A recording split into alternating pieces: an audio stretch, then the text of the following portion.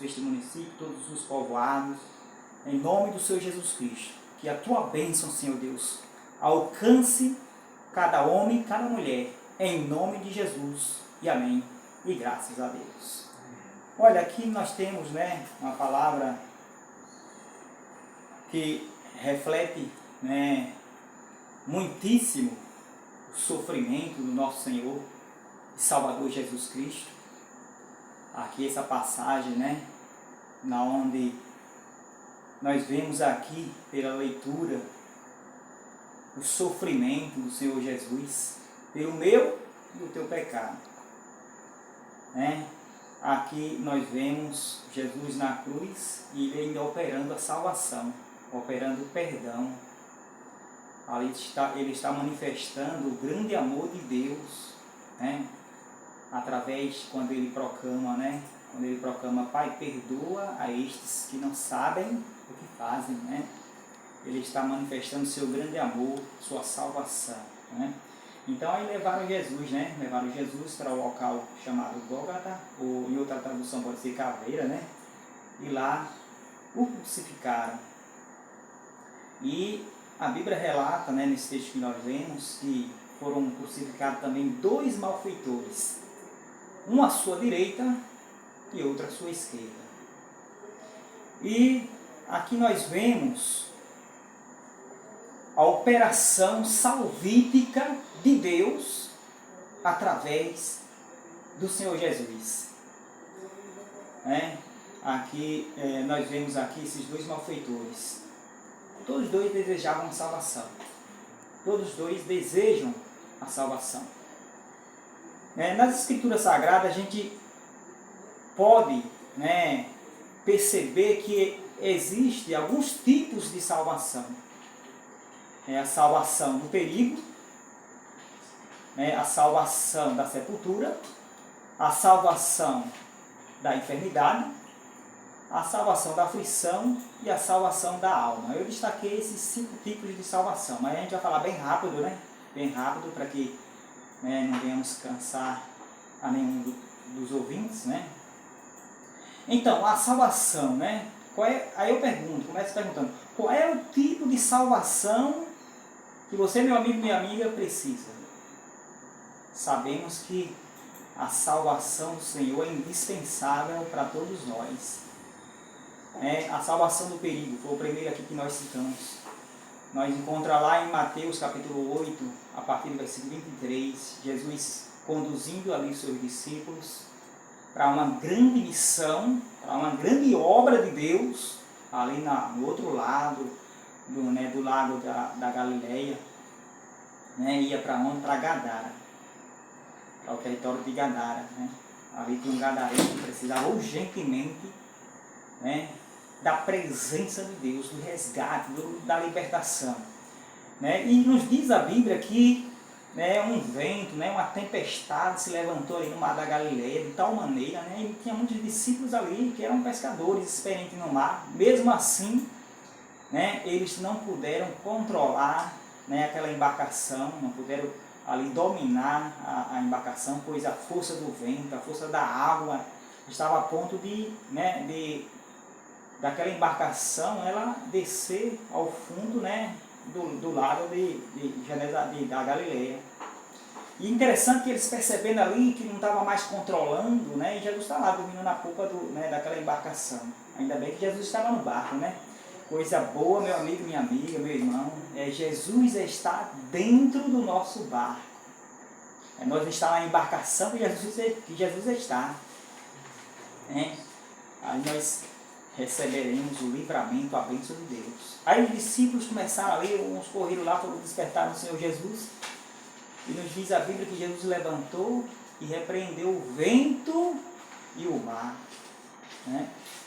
Repreendeu o vento e o mar. Né? E nos diz a Bíblia que houve o quê? Uma grande bonança. Né? Houve uma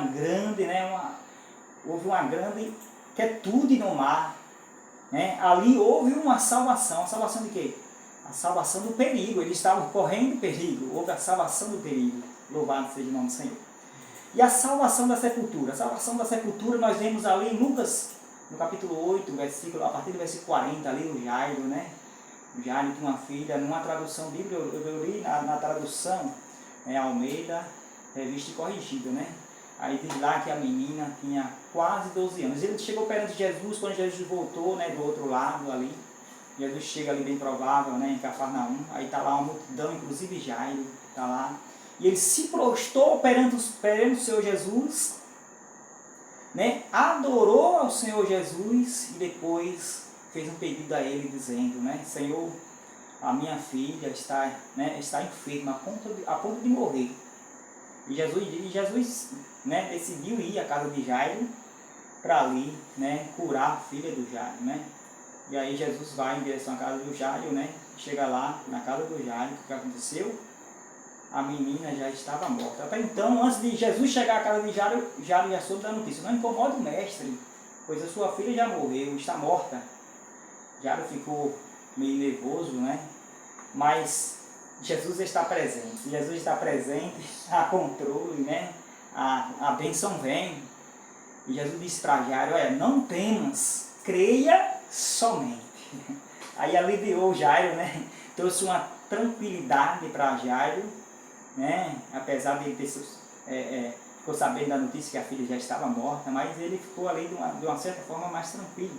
Quando Jesus ali traz para ele uma exortação, né? Traz para ele uma esperança, um aumento de fé, né? Chega na casa lá, tá todo mundo, muita gente já chorando, né? Jesus pega Pedro, João e Tiago, a mãe e o pai da menina, entrando no quarto onde a menina está. E numa tradução, a Bíblia fala que Jesus chegou onde a menina estava, né? E disse para ela, Talita, né? Talita quer dizer menina, né? Menina, levanta-te. Glória a Deus. E a menina levantou. Quer dizer, ela foi salva da onde? Da sepultura. Ela foi salva da sepultura. Porque quem morre vai ser sepultado, né? Precisa ser sepultado. Né? Ela foi salva da sepultura. E é interessante que ainda em Lucas, no capítulo 8 mesmo, né? No intervalo de Jesus indo à casa de Jairo, no caminho, né? Está lá uma multidão que vai seguindo a Jesus. Interessante que outras pessoas também precisavam de Jesus. E ali há um outro tipo de salvação, a salvação da eternidade, que pode estar atrelada mediante a fé, a salvação também da alma, né? E aí a mulher que sofria 12 anos com fluxo de sangue, né? Ainda em Lucas capítulo 8, né?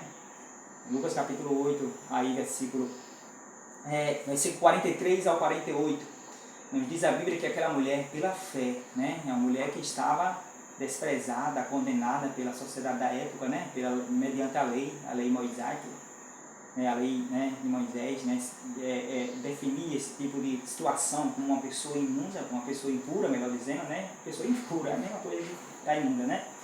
E aí essa mulher, toda trêmula, mas ela tinha fé. Chegou, tocou nas vestes, na hora das vestes do Senhor Jesus, e diz a Bíblia, né, que Jesus não viu, mas sentiu. E Jesus logo também declarou, alguém me tocou.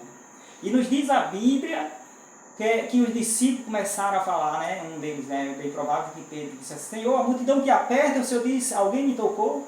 Mas Jesus ainda enfaticamente repetiu dizendo, não, alguém me tocou porque de mim saiu virtude. Em outra tradução quer dizer, saiu poder. Olha que interessante, a mulher tocou em Jesus pela fé e ela recebeu a bênção, né? De Jesus saiu o quê?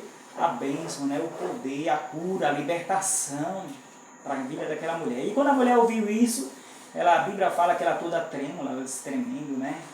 Ela declarou. Né? Aí, quando ela declara, ela está manifestando está declarando a sua fé e completando ainda a bênção de Deus sobre a vida dela. Ela diz, Senhor, quem te tocou foi eu. E Jesus disse para ela, mulher, né, a tua fé te salvou. Né? Quer dizer, salvou ela daquela enfermidade e bem provável que recebeu a bênção da salvação. Glória a Deus. Né? Esse é o terceiro tipo de salvação. Agora, a salvação de quê? Da aflição. A salvação da aflição. Né? Todo homem, toda mulher, muitas das vezes ele entra sem querer, ou seja, sem se envolver, mas a circunstância da vida leva a pessoa às vezes a ter um momento de aflição. Mas existe um Deus nos céus que pode estar, ele pode te dar vitória. É só você crer, é só você buscar Ele. Louvado seja o nome do Senhor. Né? E aí vem a salvação da aflição. Lá em Lucas, em João, capítulo 16, versículo 23, Jesus diz, né? No mundo tereis aflições. Né? Tenho-vos dito isto para que tenhais paz em mim. Aí Jesus disse, eu venci. Olha, mediante a sua fé em Deus, através do Senhor Jesus, você também vai vencer essa aflição que você está passando. Você vai vencer em nome de Jesus. Pode tomar posse, né, da palavra em nome do Senhor Jesus, porque poderoso é Deus para te dar vitória. Louvado seja o nome do Senhor. Né, a salvação da aflição. Né, nós vemos aí em João, capítulo 12, versículo 27, né, o próprio Jesus, ele sabendo que o dia dele ser entregue aos malfeitores estava próximo, né? Lá em João relata para nós, né? E aí Jesus começa a fazer uma interrogação ali na oração ao Pai Celestial, né? Como livrarei dessa aflição, né? A minha alma, aí ele diz, a minha alma está aflita. Quer dizer, Jesus está falando ali como homem. A minha alma está aflita. Ele está sentindo o peso do meu e do teu pecado como homem. Ele está dizendo, minha alma está aflita. E como me salvarei dessa aflição?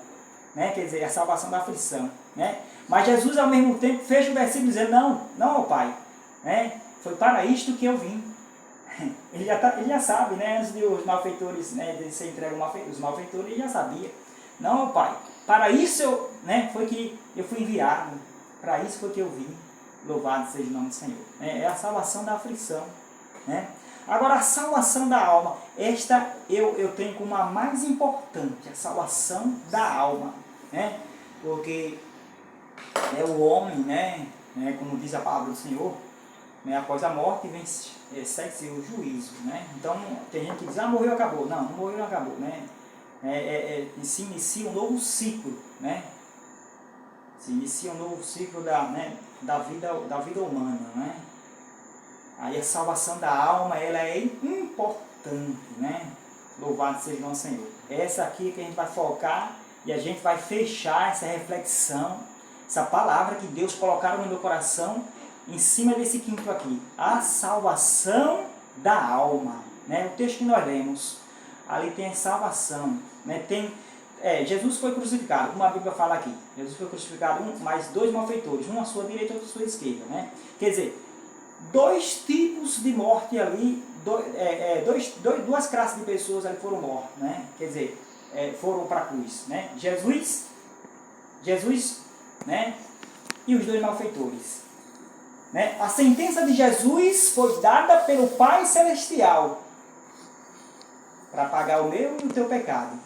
Agora, a sentença daqueles dois malfeitores foi dada pelo homem, foi terrena, é de origem terrena. Né? Agora, a sentença do Senhor Jesus foi dada pelo Pai Celestial, é claro que por causa do meu e do teu pecado.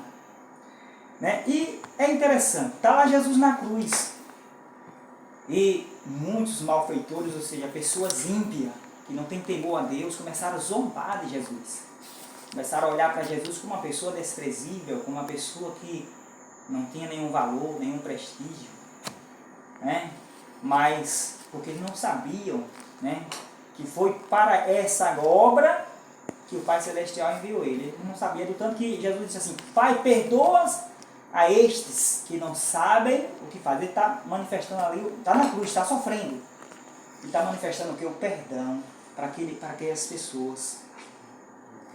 E é interessante, ali nessa passagem bíblica nós vemos ali dois tipos de salvação também. A salvação da aflição, a salvação da alma. Né? E os malfeitores dizem assim, salvou a muitos, agora salva a ti mesmo. Olha, deixa eu te dizer, meu amigo, para você, para todos os ouvintes, para todo o povo que está nos ouvindo, a salvação, né, está em todo o tempo. A salvação está em todo o tempo. Olha, antes da cruz, ele já está operando a salvação. Na cruz, ele opera a salvação. Depois da cruz, ele continua operando a salvação. Disseram, né? Salvou a muitos, agora salva a ti mesmo. Ele continuou, ele salvou antes da cruz, salvou na cruz e continua salvando. Por quê? Ele, ao terceiro dia, ele ressuscitou. Glória a Deus. Ao terceiro dia ele ressuscitou. Então, olha, tá lá, os dois malfeitores. Os dois malfeitores estão lá na cruz. Um começou a blasfemar. A Bíblia fala que um começou a blasfemar de Jesus, um deles. Quer dizer, está morrendo ali, ele recebeu a condenação. Porque naquela época, né, nos tempos antigos, eram pelo menos 3 tipos de condenação que os homens recebiam, né? Ou morte, né, queimado na fogueira, no fogo, ou enforcamento, ou a cruz. E a sentença de Jesus já foi determinada pelo Pai Celestial que ele morreria a morte de cruz, né? Aí esses dois malfeitores receberam a sentença ali, né, pelo rei da época, a sentença de cruz, eles receberam também. E a Bíblia fala que quando alguém recebia uma sentença, morria, que é morte de cruz, era considerado maldito.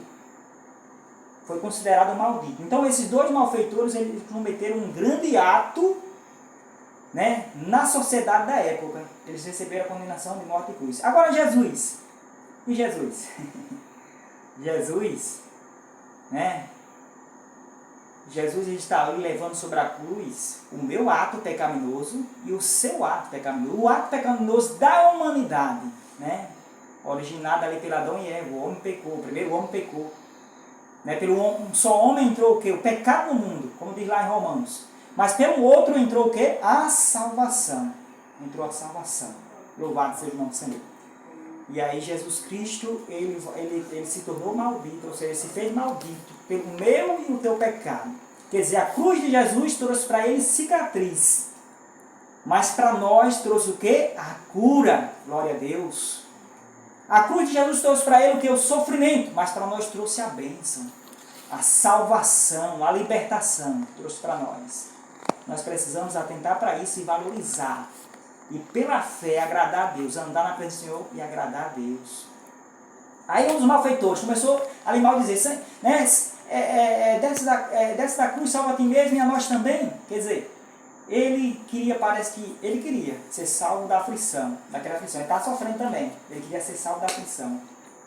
Ele está ali tendo uma atitude, né, não propícia para o momento.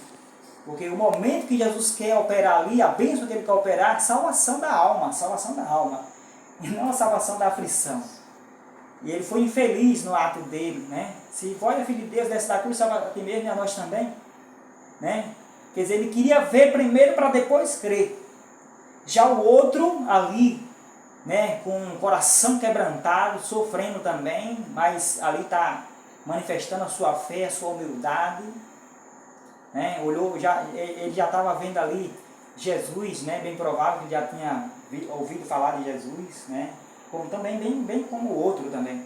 E ele ali já teve uma atitude, um comportamento diferente, um comportamento de fé, de humildade, de quebrantamento.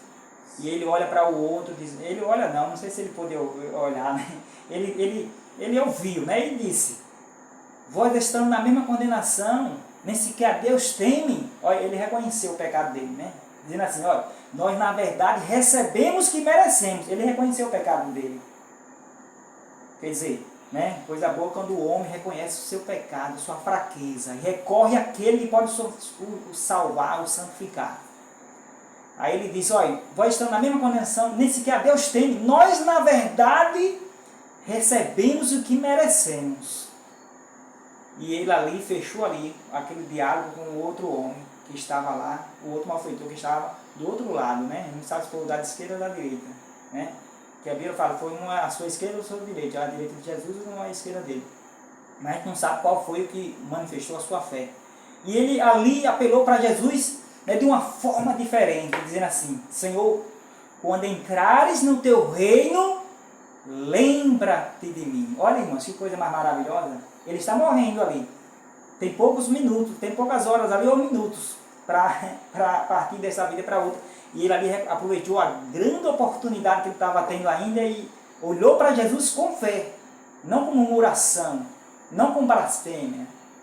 Senhor, quando entrar no teu reino, lembra-te de mim. Ó, ele pediu que Jesus lembrasse dele. Ó, ele sabia que Jesus era um rei, porque ele disse, quando entrar no teu reino. Então ele sabia que Jesus era um rei. Enquanto os malfeitores estão dizendo, né, estão ali, escreveram no grego, no romano, no hebraico, uma frase dizendo: este é o rei dos judeus, uma forma irônica, numa forma de zombaria, mas um da cruz está dizendo assim: Senhor, quando entrarem no teu reino, lembra-te de mim. Ele está reconhecendo que Jesus é o rei, de fato é o rei, né? Mas é um rei espiritual, é um rei do reino de Deus. Sabe o que Jesus disse para ele, meu amigo? Jesus disse assim: hoje estará comigo no paraíso. Quer dizer, o outro Jesus não falou nada, que estava para a semana, mas o que agiu com fé, Jesus falou. Jesus abriu a boca e falou: hoje estará comigo no paraíso. Olha que coisa mais gloriosa, né? A salvação. Ele apelou para a salvação da alma, né?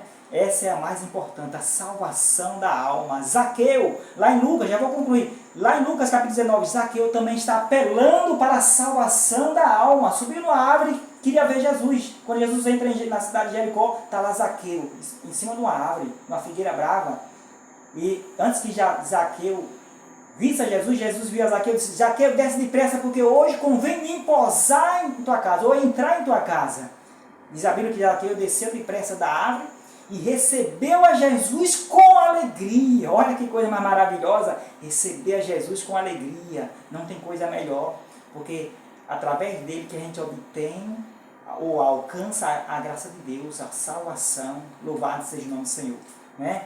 E Zaqueu ali, né, recebe a Jesus, e Jesus está revelando para todo o povo presente: hoje houve a salvação nesta casa, pois também é filho de Abraão. É o filho da fé, é o homem que tem fé, né? É o homem que, mediante, mediante a aparência, né, mediante o que as outras pessoas pensavam dele, mas ele está ali com o coração voltado para Deus, arrependido.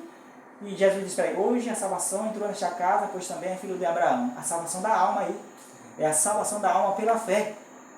É importante. Outra salvação da alma, está lá em Atos dos Apóstolos, capítulo 16, versículo 27, a partir do versículo 27 ali, Atos dos Apóstolos, capítulo 16.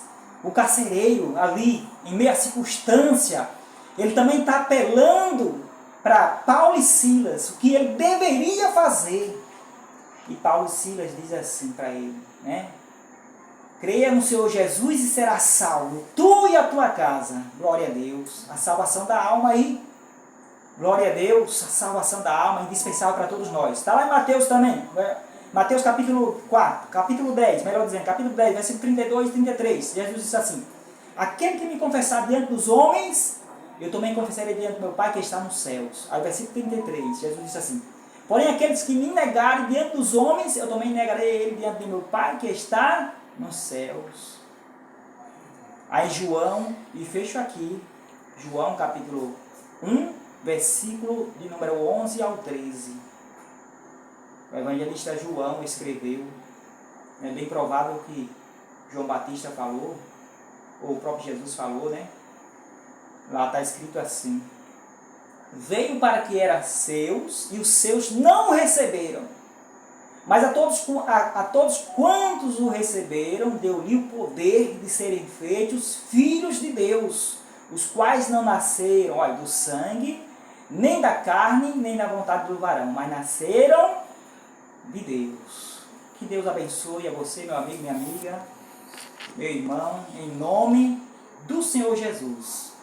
E amém, e graças a Deus.